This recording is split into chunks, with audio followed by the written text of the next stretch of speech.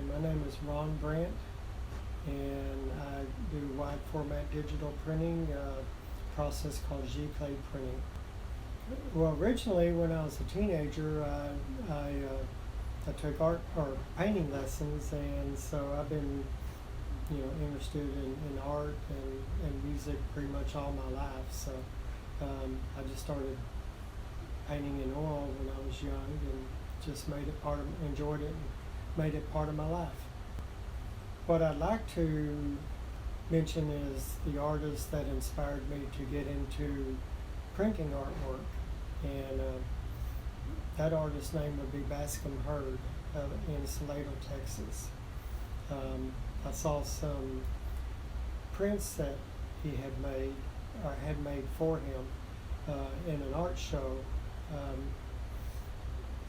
and I thought they were original pieces of art, and I went out and talked with him, and he said, "No, these are prints." And I was like, "You're kidding." I was like blown away because they looked just like, an original painting. And so I inquired about the process, and he told me about this process called giclée printing. And at the time, he was sending his work out to a printer in California because there was no printers here locally that could produce his work with that process. My background has always been in the printing industry because I worked with my father. Actually, when I was 16, 17 years old, I started working with my father, and he had a pre-press shop that did color separations. This was before they came out with scanners or digital cameras. So it was a long, tedious process to take a photograph and convert it into the 4 printing plates, which is yellow, magenta, and cyan, and black, that the printers would use to print from. So I learned about color and color theory and all that working with my father. So eventually I started my own business doing the same process, except then they came out with scanners. The first scanners were drum scanners. They were big, monstrous machines and very expensive and very complicated to run. And but anyway, I managed to buy one, and so I started doing color separations for the pre-press industry also. Then technology kind of took over, and digital cameras came out, the flatbed scanners, direct plate systems became available, and all of a sudden my business was either going to have to make some kind of transformation or I'd have to close the doors. So that's when I ran into that artist I mentioned, Bascom Hurd, at an art show, and found out about this process. And so then I decided, hey, this is the route I want to go. I love art, it's a perfect match. Well, I guess I would mention the pioneer of the industry, which was actually, he was a rock legend, Graham Nash. You may have heard of him.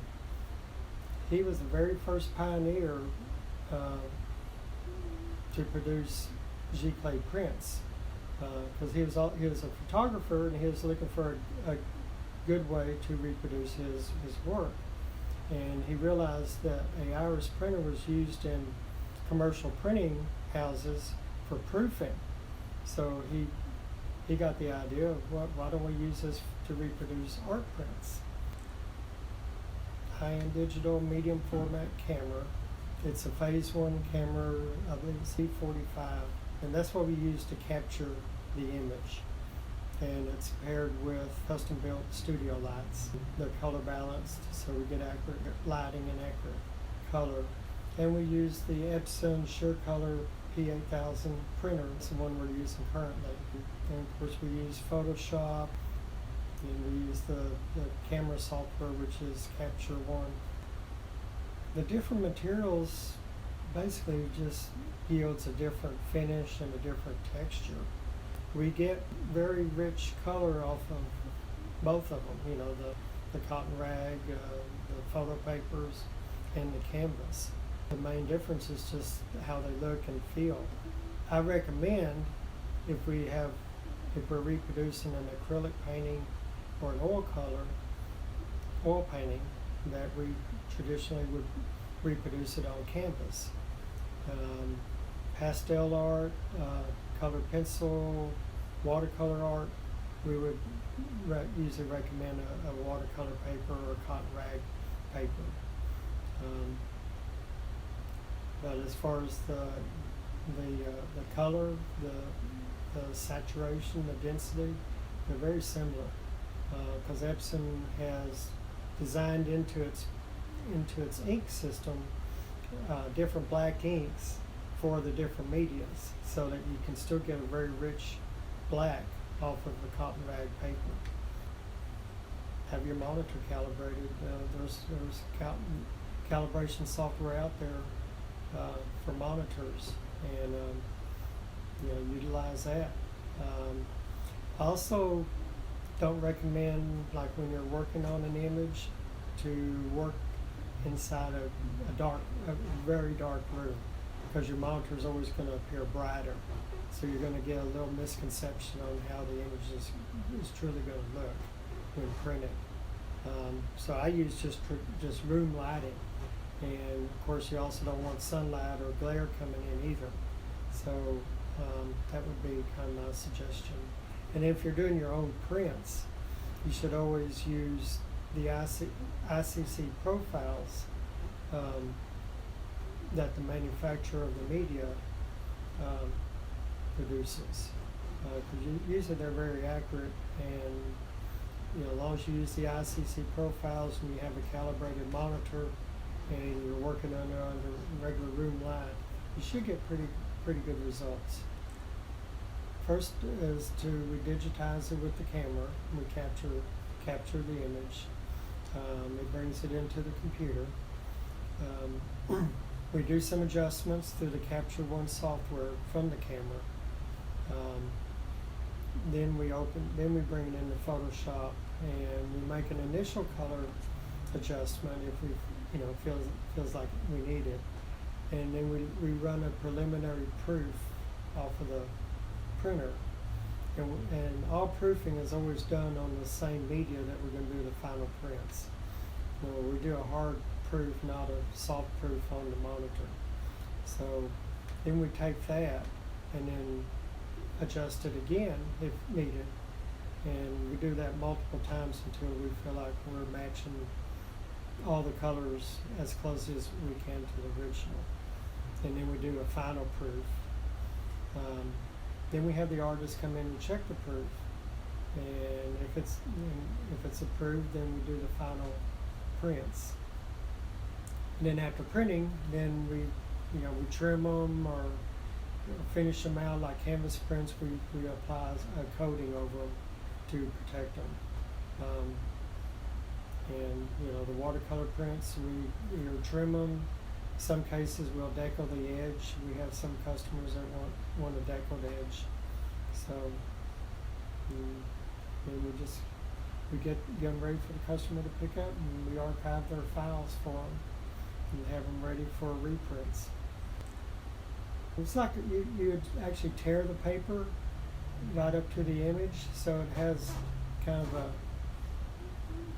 it's not a smooth straight cut, so it's a torn edge look. Yeah, they differ slightly. I mean, artists, I guess, pretty much use the art color wheel, because it uses the yellow, red, and blue primary colors. Whereas the other wheel, it's focusing on the printing ink colors, yellow, magenta, and cyan. So, like yellow and magenta mixed together, you get the oranges. Cyan and magenta, you get the blues. So that's really the biggest difference between those two color wheels. Okay, the largest is about 40 by 7.5 feet, about 88 inches. Yeah. we don't like to do them that large. You can't, they're too hard to handle. But we had a canvas print, we had to go almost 8 feet. But the room that we spray the coating on, it's 8 feet.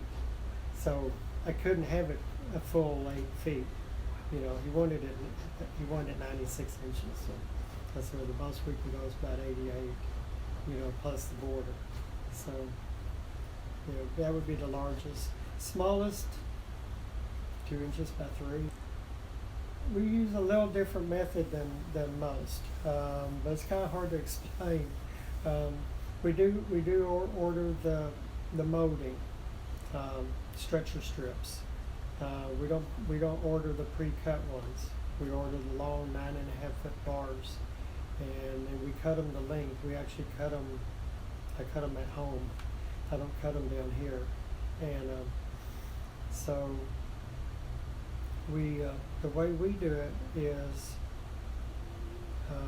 we cut it to fit the print, and we actually lay it out on a light table, and then we trim the canvas in such a way that we fold the corners inside the mitered edge, and so it makes it a little neater, I feel like, in your corners than traditional stretching. And then we staple it on the back, and then we add the hanging wire and the wall protectors on the bottom. Our goal is to always get the print to look as close to the original as possible, not just color-wise, but also, you know, the overall feel and the texture and the overall appearance to be as close to the original. I mean, that's my personal goal. So I usually do multiple stages of proofs to get it to that point, and then ultimately want the customer to be happy with it.